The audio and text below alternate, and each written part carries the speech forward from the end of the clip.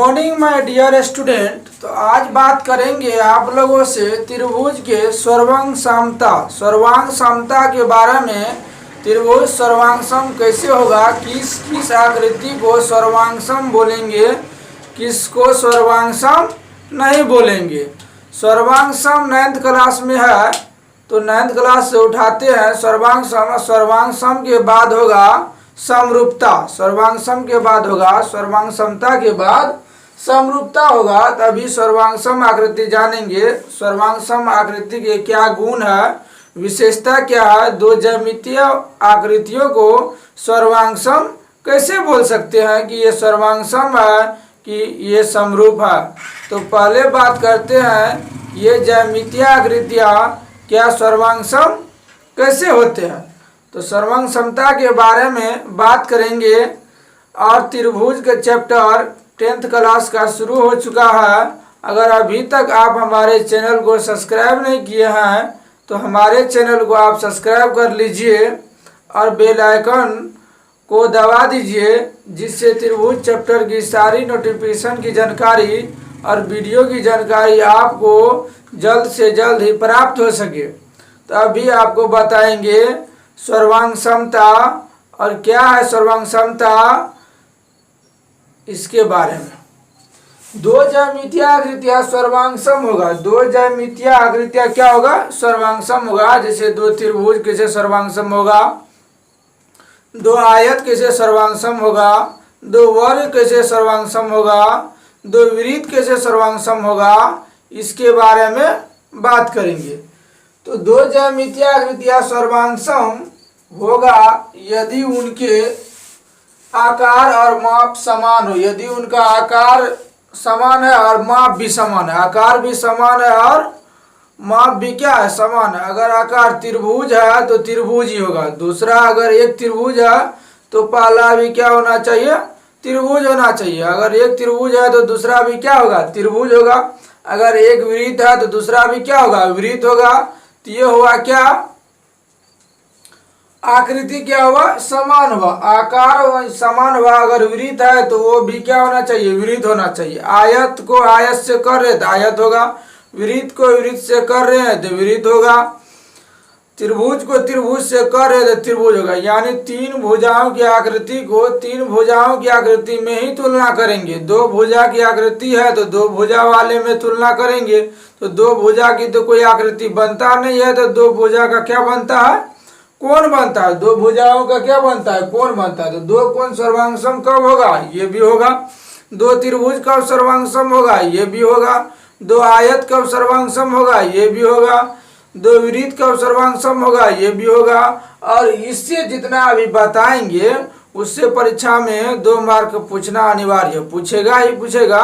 2 mark का परीक्षा में पूछ ही देगा क्वेश्चन। तो दो ज्यामितीय आकृतियां सर्वांग सम होगा यदि उनके आकार और माप क्या हो, समान हो। तो आकार और माप, तो देखो ABC एक त्रिभुज है, ABC एक क्या है, त्रिभुज है।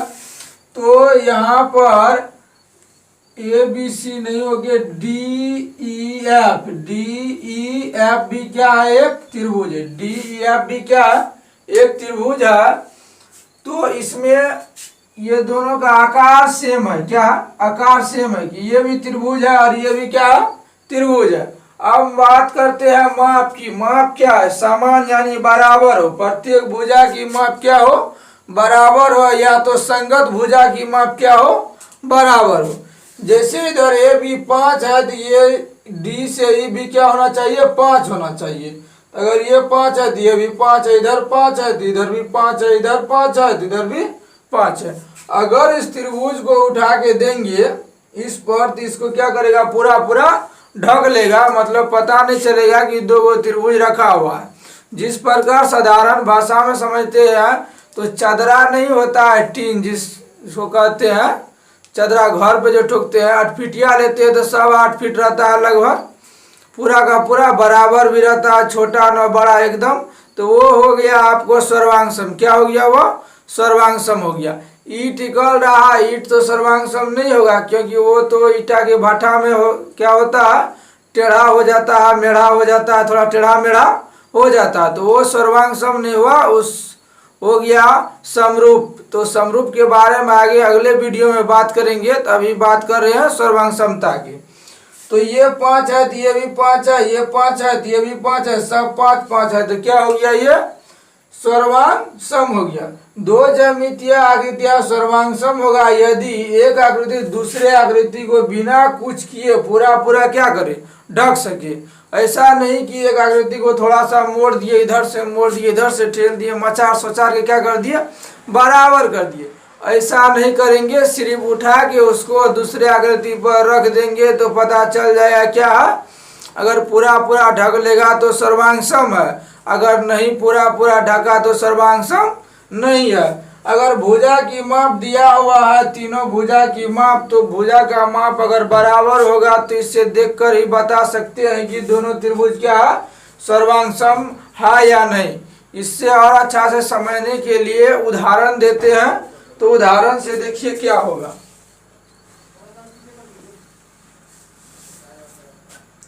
अब त्रिभुज के बारे में बात कर रहे हैं तो त्रिभुज के बारे में ही बोलेंगे। ये हो गया ए, ये बी, ये सी हुआ।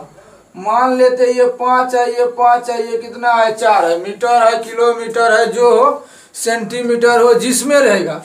तो त्रिभुज को त्रिभुज से ही देख के करेंगे कि ये क्या है, सर्वांग सम है या नहीं है। तो ये भी 5 है, ये भी 5 है, ये 4 है। तो ये क्या होगा, दोनों आकृति सर्वांग सम होगा। मान लीजिए कि आपको कोई बोल दिया कि ये त्रिभुज है, त्रिभुज के बगल में दे दिया एक वर्ग, कह दे कि ये दोनों, ये वर्ग हो गया, वर्ग का नाम DEFG। तो त्रिभुज ये हो गया, ये हो गया वर्ग। ये दोनों तो कभी सर्वांग सम हो ही नहीं सकता, क्योंकि देख के भी बता सकते हैं कि ये आकृति और ये आकृति दोनों अलग है। इसके पहले हम बोल चुके हैं कि आकृति क्या होना चाहिए, समान होना चाहिए। त्रिभुज की ही त्रिभुज की तुलना करेंगे तब होगा।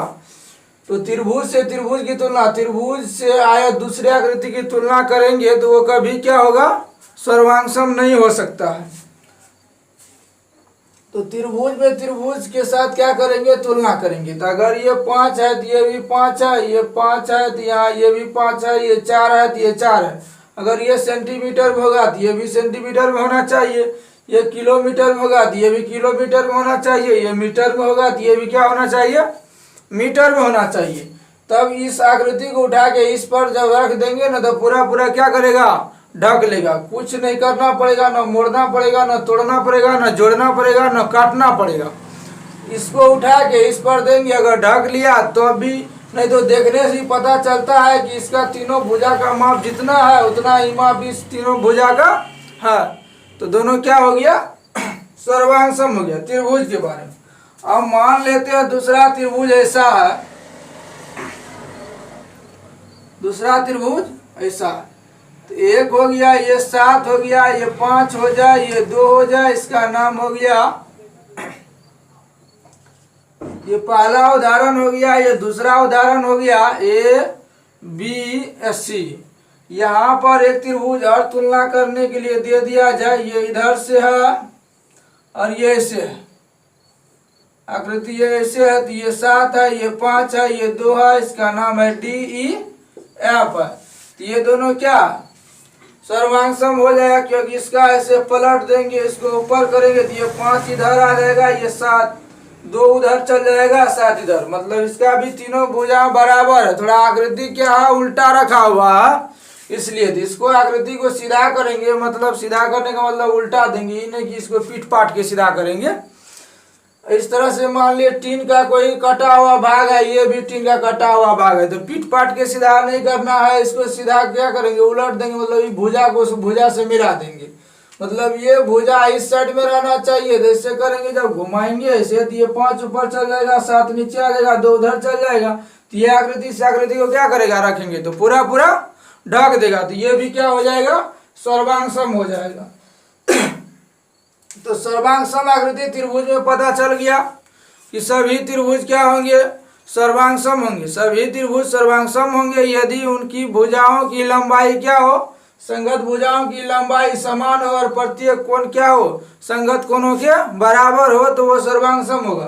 प्रत्येक भुजा की लंबाई समान हो प्रत्येक भुजा का मतलब संगत भुजा, प्रत्येक भुजा का यहाँ अर्थ हो जाएगा संगत भुजा। जैसे यहाँ ए बी, तो ए बी इधर जब 5 सेंटीमीटर है तो इधर भी कोई इसका भुजा क्या होना चाहिए, 5 सेंटीमीटर होना चाहिए। अगर बी सी इधर 7 सेंटीमीटर है तो इधर भी कोई भुजा 7 सेंटीमीटर होना चाहिए। अगर ए सी 2 सेंटीमीटर है तो इधर भी 2 सेंटीमीटर होना चाहिए। तो क्या हो जाएगा, वो सर्वांग सम हो जाएगा। अब बात करते हैं विपरीत की। विपरीत सर्वांग सम कैसे होगा।